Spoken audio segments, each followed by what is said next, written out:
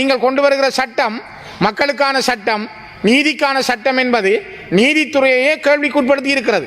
தலைவர் பிரபாகரனை போட்டினாலோ தமிழீழ விடுதலை இயக்கத்தை புகழ்ந்து கதைச்சாலும் அது பயங்கரவாதம் இல்லை. எழுதுகின்ற உரிமை தடுக்கப்பட்டிருக்கிறது, பாடுகின்ற உரிமை தடுக்கப்படுகிறது, கூட்டம் கூடுகின்ற உரிமை தடுக்கப்படுகிறது. கிளிநொச்சியிலே தமிழீழ விடுதலை புலிகளுடைய பாடலை பாடியதாக அந்த தமிழீழ விடுதலை புலிக்கு சற்றுமே சம்பந்தம் இல்லாத சங்கீர்த்தன் என்று சொல்லப்படுகின்ற நபர் பயங்கரவாத தடை சட்டத்திலே அவசரகால சட்டத்தோடு சேர்ந்த வகையில் நீடிப்பு செய்வதற்கான பிரேரணையை ஜனாதிபதியினால் கொண்டு வரப்பட்டிருக்கிற இந்த சூழலில் இந்த நாட்டிலே பல்வேறுபட்ட துயர நிகழ்வுகளும் துன்பங்களும் பயங்கரவாத தடை சட்டத்தின் ஊடாக கொண்டு வரப்பட்டிருக்கிற இந்த காலச்சூழல் மிகவும் பயங்கரமானதாக இந்த நாட்டில் இருக்கின்றது. குறிப்பாக கடந்த வாரம் யாழ்ப்பாணத்திலே வைத்து கிளிநொச்சி உதயநகர் கிழக்கு கிளிநொச்சியைச் சேர்ந்த கணேஷ்குமார் சங்கீத்சன் அவர்கள் கைது செய்யப்பட்டார்கள் பயங்கரவாத தடை சட்டத்தின் கீழ். இந்த நாட்டில் ஒரு பாடல் பாடியதற்காக ஒரு காலத்தின் செய்தியை கண்ணாடியாக சொல்லுகின்ற ஒரு கலைஞன் பயங்கரவாத தடை சட்டத்தின் கீழ் கைது செய்யப்பட்டு இன்று சிறையிலே அடைக்கப்பட்டிருக்கிறார். இது மிகவும் வரலாற்றிலே ஒரு துயரமான சம்பவம். உங்களுக்கு தெரியும், கௌரவ தலைமை தாங்கும் உறுப்பினர் அவர்களே, இந்த நாட்டில் 78ஆம் ஆண்டிலே கொண்டு வரப்பட்ட பயங்கரவாத தடை சட்டம் என்பது சிங்கள இளைஞர்களையும் தமிழ் இளைஞர்களையும் மிக மோசமாக பாதித்திருந்தது.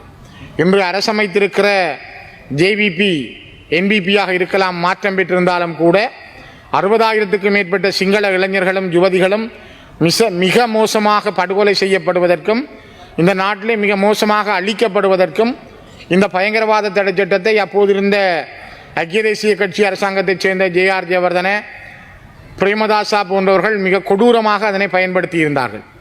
கொடூரமான இந்த சட்டத்தை நீக்குகிறோம் என்று பலமுறை எதிர்க்கட்சி வரிசையில் இருந்த இன்றைய ஜனாதிபதி அனுரகுமார திசாநாயக்க உட்பட உங்களுடைய அரசாங்கம் பல தடவைகள் இந்த செய்தியை சொல்லியிருந்தார்கள், நாங்கள் இந்த பயங்கரவாத தடை சட்டத்தை உடனே வந்தவுடன் நீக்குவோம் என்று. ஆனால் இன்றைக்கு 2 ஆண்டுகள் கடக்கப் போகிறது, இதுவரை இந்த பயங்கரவாத தடை சட்டம் நீக்கப்படவில்லை. அதற்கான ஒரு புதிய பயங்கரவாத தடை சட்டம் பற்றி நீங்கள் பேசுகிறீர்கள். ஒரு கோடு இருக்கிறது, அதற்கு இன்னொரு பெரிய கோட்டை கீறுகிறீர்களே தவிர ஆனால் அதனை நீக்குகின்ற நிலையில் இல்லை. இந்த பயங்கரவாத தடை சட்டத்தின் ஊடாகத்தான் இந்த நாட்டிலே தமிழ் மக்கள் மிக கொடுமைகளை சந்தித்தார்கள். 2009ஆம் ஆண்டு 2006ஆம் ஆண்டு காலங்களில், குறிப்பாக 2006 கிழக்கு மண்ணினுடைய வாகரையிலே நடந்த மிகப்பெரிய இறுதியான இனப்படுகொலைகளும் 2009ஆம் ஆண்டு வடக்கு மண்ணிலே முள்ளிவாய்க்காலிலே நடந்த இனப்படுகொலைகளுக்கும் இந்த பயங்கரவாத தடை சட்டம் மிக காரணமாக இருந்தது. இந்த சட்டத்தை பயன்படுத்தி இன்று கணேஷ்குமார் சங்கீத்சன் கைது செய்யப்பட்டிருக்கிறார். அவர் ஒரு பாடல் பாடியிருந்தார்.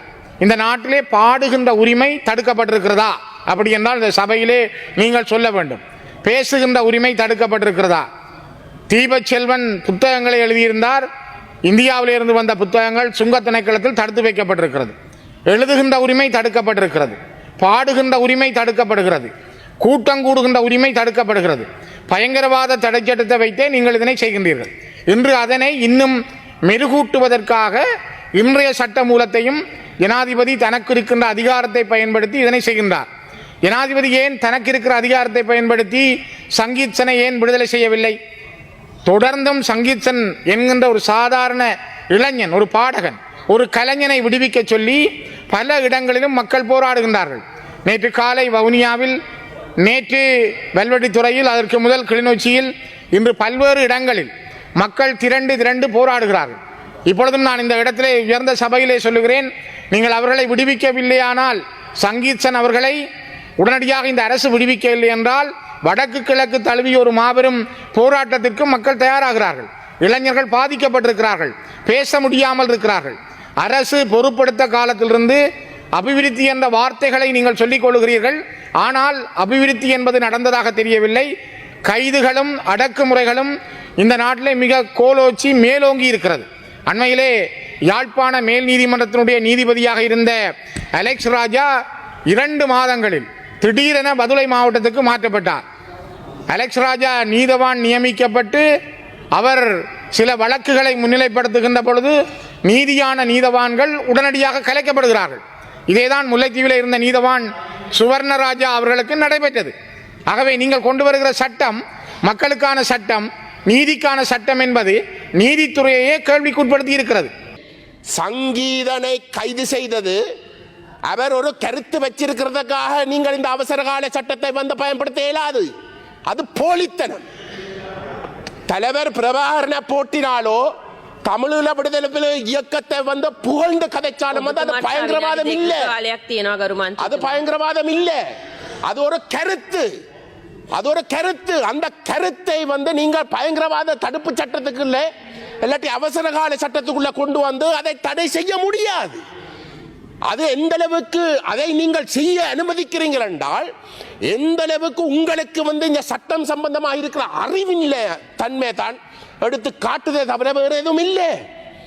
ஒரு கருத்து கௌரவ உறுப்பினர் அவர்களே, ஒரு தாக்குதல் தொடர்பாக ஒரு மிக மோசமான ஒரு விடயம் நடக்க, ஒரு ஆபத்தான ஒரு நிலைமை நடக்க இருக்கு.